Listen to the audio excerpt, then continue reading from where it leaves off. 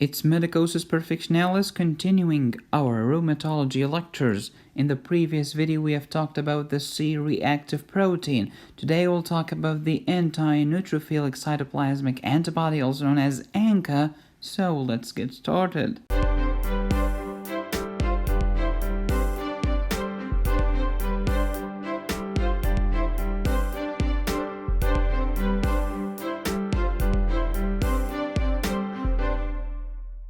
Rheumatology, the study of the current. What kind of current? They thought of a fluid moving throughout your body, spreading symptoms everywhere.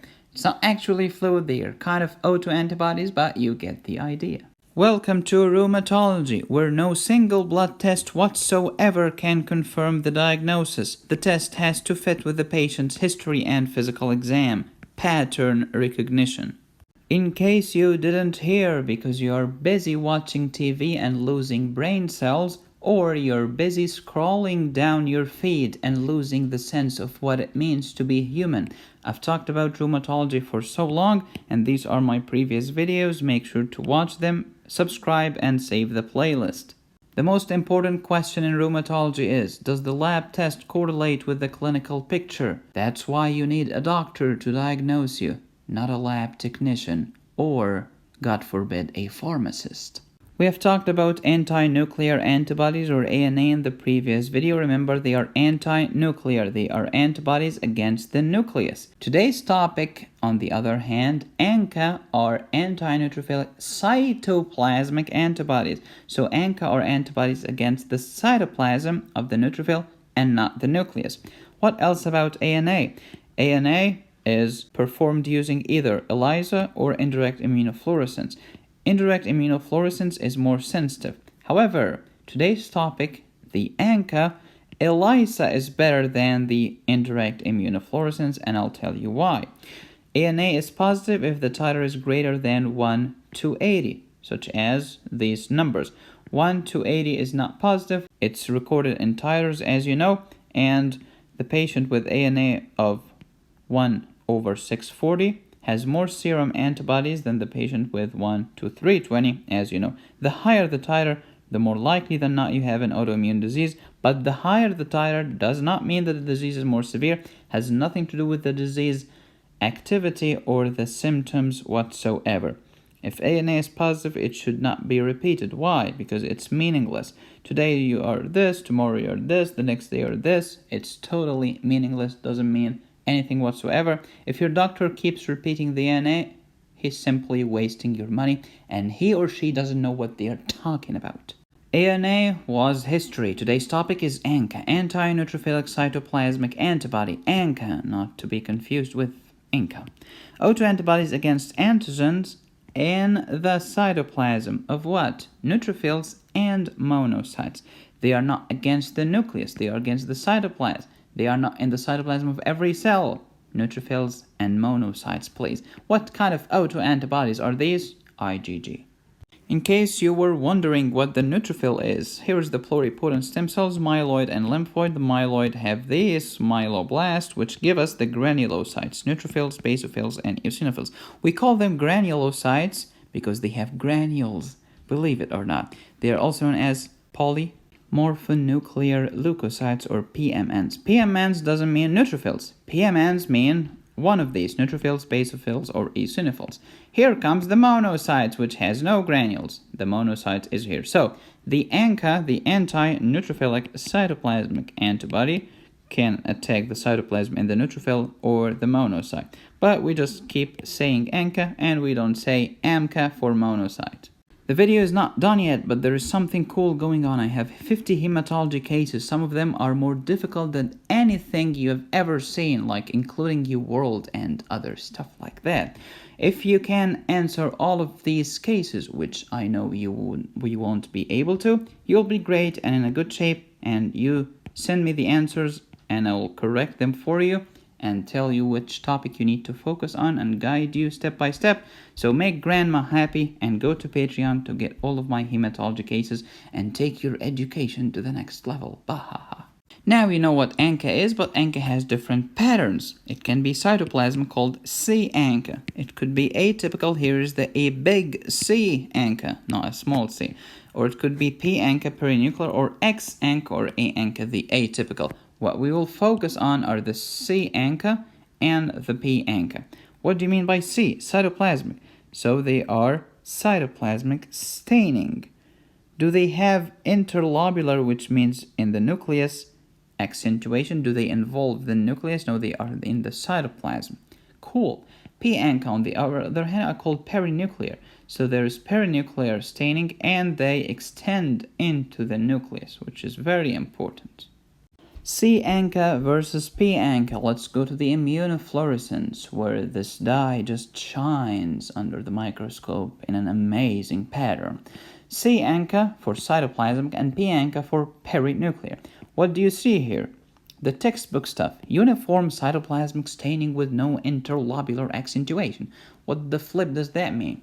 Okay, look here. This is a cell, right? Right. Can you see the contour here? Yes, I can see a perfect circle. Nice. Can you see the nucleus here? Oh yeah, it's very distinct. Okay, which one is shining and glowing? Only the cytoplasm. That's why we call them cytoplasmic antibodies. Cool. How about the nucleus? It's as dark as sin. Let me ask you a question. What kind of white blood cell is this? If you say a neutrophil, you're an idiot. If you say monocyte, you're awesome. Look at the nucleus. Look at this horse-shaped nucleus. This is a monocyte. The neutrophil has this segmented, lobulated nucleus. Not like this nice horse show. So this is a monocyte. Cool. Let's go to the perinuclear antibody. Perinuclear staining around the nucleus. So if this guy here is the nucleus, this one, okay, what's outside is the cytoplasm. So it's perinuclear around the nucleus, and it extends to the nucleus. That's why you cannot see the nucleus distinctly. There is no clear demarcation between them.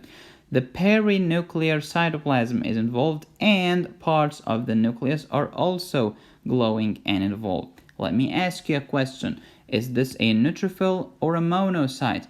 If you say, I can't tell, you're absolutely correct. I don't know either, and this is the entire freaking point. If you can't tell the difference, it's p-ANCA. Why can't you tell the difference? Because it involves both the cytoplasm and the nucleus. That's why it's not distinct. So if you can't see it clearly, it's c-ANCA. If you can't see it distinctly, it's p-ANCA. Something your professors will never tell you.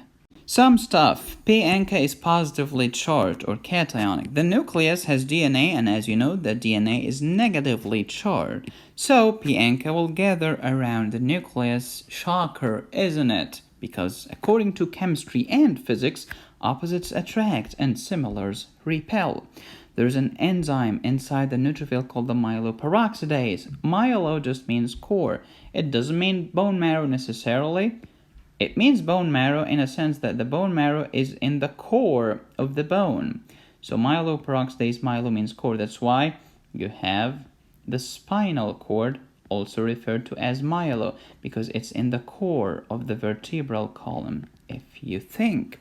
So MPO, myeloperoxidase, produces free radicals. The free radicals are negatively charged. So ANCA, the p-ANCA, are positively charged. They're gonna attack the MPO. This might not be 100% scientifically accurate, but this is a way to think about it, and it's gonna make you remember.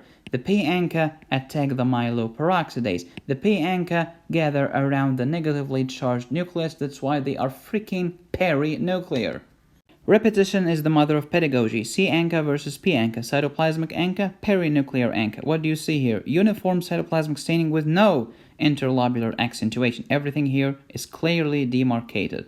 Here, it's garbage. It involves the cytoplasm around the nucleus, called perinuclear, as well as the nucleus. So you cannot tell what cell is this, and you cannot tell what the shape of the nucleus is. c-ANCA targets proteinase 3, and the crazy mnemonic that I use, C is the third letter in the alphabet, and 3 is the third number in the, the numerobet, or, the If you have alphabet, you should have something here. 3 is the third number, C is the third letter, mnemonic, it works just fine. p-ANCA, on the other hand, targets, P means perinuclear. The nucleus is the core of the cell, and myeloperoxidase just means core. c-ANCA targets proteinase 3, p-ANCA targets myeloperoxidase. With my mnemonics, you will never forget. Some synonyms, please. c-ANCA is the same as cytoplasmic ANCA, is the exact same thing as anti-proteinase 3, is the exact same freaking thing as PR3 ANCA. And PR here stands for proteinase, not per rectum. Get your head out of your helmet. p-ANCA is the same thing as perinuclear ANCA, same thing as anti-myeloperoxidase, same thing as MPO-ANCA. MPO, of course, is myeloperoxidase. Myeloperoxidase anti-neutrophilic cytoplasmic antibody. How to test for this stupid ANCA? You have two options, ELISA and immunofluorescence. In immunofluorescence, you see the fluorescent glowing, as I've told you. In ELISA, you detect the anti-PR3, which is the c-ANCA, or the anti-MPO. The myelo means core, and the perinuclear, because nucleus means core, ANCA is here. Which one is more accurate? Of course, the ELISA. Why? Because the ELISA is objective. You either have these antibodies in the serum or you don't. Here, it depends on the freaking observer. If you are an excellent examiner like me, you can tell the difference. This is c-ANCA because everything is glowing and it's distinct and clearly demarcated. And this is p-ANCA because it involves both the cytoplasm and the freaking nucleus. But most people don't know this. Some pathologists are idiots, okay? And if they are not there, guess who is doing the work? The freaking lab technician, a person that I'm not a big fan of. So sometimes they can't tell. It depends on the observer. It's not that objective, it's kind of subjective. So go with the ELISA to be safe. ANCA. IgG autoantibodies against antigens in the cytoplasm, not nucleus, of neutrophils and monocytes, associated with small vessel vasculitis. I love this word. What's the plural of vasculitis? Vasculitis. What's the plural of arthritis? Arthritides. What's the plural of pancreatitis? It doesn't have a plural, you idiot. You only have one pancreas. Why the flip have a plural for it? It doesn't correlate with the disease activity. Just because you have positive ANCA doesn't mean you have symptoms, activity of vasculitis. Small vessel vasculitis, such as what? Granulomatosis with polyangiitis. Microscopic polyangiitis. Eosinophilic granulomatosis with polyangiitis. Primary POCI, which means few, immune necrotizing crescentric glomerulonephritis, God help us, also known as rapidly progressive glomerulonephritis, and this is not a lecture about politics. Drug-induced ANCA-associated vasculitis, and also you can add here the great Goodpasture's syndrome, which is also known as anti-glomerular basement membrane antibody disease. Inflammatory bowel disease, especially ulcerative colitis, will have sometimes increased plasma level of ANCA.